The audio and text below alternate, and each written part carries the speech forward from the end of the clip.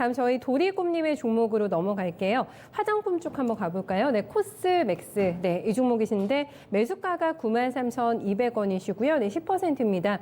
아, 오늘 사셨어요. 네, 오늘 계속 분할 매수해가지고 사셨는데 문제는 오후장에 폭락이 나와버려가지고 바로 저희한테 일찍 문의 주신 것 같아요. 왜 이렇게 빠졌는지 그 이유가 궁금하고요. 단기와 중장기적인 전망에 대한 의견을 구하셨습니다. 바로 주세요, 김정 전문가님. 네. 저는 이제 코스맥스, 그러니까 화장품 관련된 섹터들은 ODM 업체 포함해서 완제품 포함해서 저는 LG생활건강 같은 이제 고가 브랜드를 좀 취급하는 화장품 관련된 주식을 제외하고서는 거래를 해서는 안 된다. 라는 관점을 좀 가지고 있습니다. 그러니까 네. 저는 종목 선택에 대한 부분도 문제가 있고, 그리고 투자에서는 이제 안 되는 전 종목군, 집단이다라고 저는 좀 가지고 있는데요. 그래서 저는 코스맥스는 저는 거래를 아예 하지 말자. 매도를 좀 해서 좀 주도주가 아예 거래를 하자. 그리고 거래를 하시고 싶으시면 화장품 쪽에서는 고급 브랜드를 좀 취급하는 주식군 LG생활건강 이외에는 아모레퍼시픽도 전 거래해서는 안 된다. 이런 생각을 좀 가지고 있거든요. 왜 그렇게 보세요? 우리가 화장품 관련된 섹터를 좀 보게 되면요. 어떻게 좀 볼 수 있냐면 이게 말로 하는 것보다는 차트로 하는 게 그래도 좀 이해하기 쉽겠죠. 그죠? 그래서 차트를 좀 잡아주세요.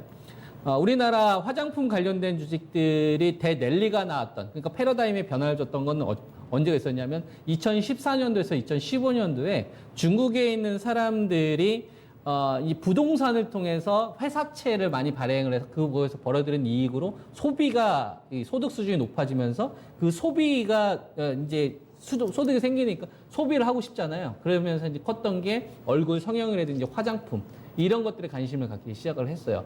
그러면서 우리나라가 그 당시에 뭐 별을 그대 품인가 뭐 이런 어떤 한류 열풍이 막 불기 시작했었거든요. 태양의 후예. 그래서 이제 중국인 보따리 상인들 엄청나게 와가지고 사업자 등록 내지도 않고서 물건 엄청나게 구매해 갔었습니다. 그래서 중국인들이 사실상 우리나라 이 화장품 관련된 섹터에 어떤 대랠리를 펼쳤던 시점이 2014년도부터 15년도까지 있었죠. 그때까지만 하더라도 중국 같은 경우에는 사람들이 소비 욕구가 크기 때문에 뭐 유럽 사람이라든지 미국 같은 이런 어떤 이 화장품 관련된 업체들이 뛰어들 생각을 별로 안 했어요. 우리나라가 가장 먼저 진출을 했었단 말이죠. 아모레퍼시픽 같은 경우도 서경배 회장 같은 경우도 보면은 1900년도 중반 때부터 준비를 했었거든요. 그 빛이 2014년도에서 15년도에 발했었던 거고 요 시기에 더 샵, 미샤, 더 페이스샵 이런 저가 브랜드가 엄청나게 커지면서 아모레퍼시픽 같은 경우도 시세가 10배가 나고 한국콜막, 코스맥스 이런 주식 대랠리가 터졌었죠. 네네.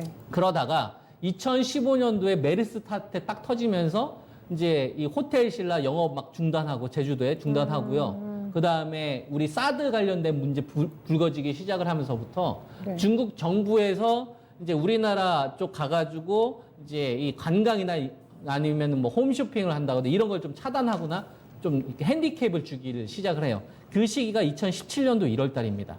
그러니까 메르스 사태가 터지고 그다음에 사드 보복 관련된 이런 문제가 터지기 시작을 하면서부터 그래서 빠진 거예요. 코스맥스가 빠졌거든요. 근데 얘만 빠지지 않았어요. 아모레퍼시픽도 같이 빠졌어요. 그래서 화장품 관련된 주식들이 2015년도를 기점으로 해서 아모레퍼시픽, LG생활건강, 한국콜막, 코스맥스 같이 빠졌다 이거죠. 여기에 사드 문제 나오니까 면세점에서 이 매출이 되게 중요한데 이게 완전히 꽉 막히다 보니까 굉장히 어려운 구간을 갔었거든요. 네. 이때 화장품 업체들이 다른 전략을 택했습니다. 대표적으로 아모레퍼시픽 같은 이런 업체들과 LG생활건강 같은 업체, 그다음에 코스맥스나 한국콜마 같은 업체들은 사업 전략이 달랐어요. 위기 때.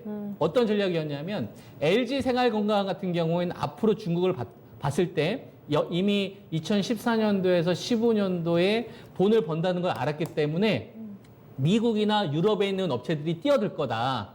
그렇게 되게 되면 경쟁이 심한 때문에 어려워질 거 아니에요. 그래서 LG생활건강은 원래 우리가 이제 치약이라든지 생활 필수품 파는 업체잖아요. 근데 그때 고가 화장품 브랜드로 올인하기 시작을 해요. 네, 그래서 네. 지금은 LG생활건강의 고가 브랜드가 매출의 상당 부분을 차지하면서 얘는 그래서 살아있는 겁니다.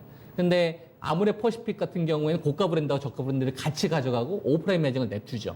그리고 코스맥스처럼 ODM 업체 같은 경우에는 저가 브랜드 업체가 너무 많이 생기는 거예요. 온라인, 페이스북 같은 데에서 막 서로 주문을 하다 보니까 경쟁이 심해지는 거죠. 그러다 보니까 코스맥스나 한국코말 같은 업체들은 이번에 코로나 사태 딱 터지고 나서 만세 불러버리는 겁니다. 그러니까 사실상 저가 브랜드를 취급하거나 저가 브랜드에 연계는 섹터들 같은 경우에는 화장품 섹터들이 설사 좋아진다고 하더라도 돈을 벌기 어려운 구조로 가버렸다 이거죠. 그러면 전 코스맥스 같은 이런 기업들도 밸류를 높이기 어렵다. 그렇기 때문에 코스맥스가 실적으로 보게 되면 우리가 실적을 보게 되면 이 기업은 실적이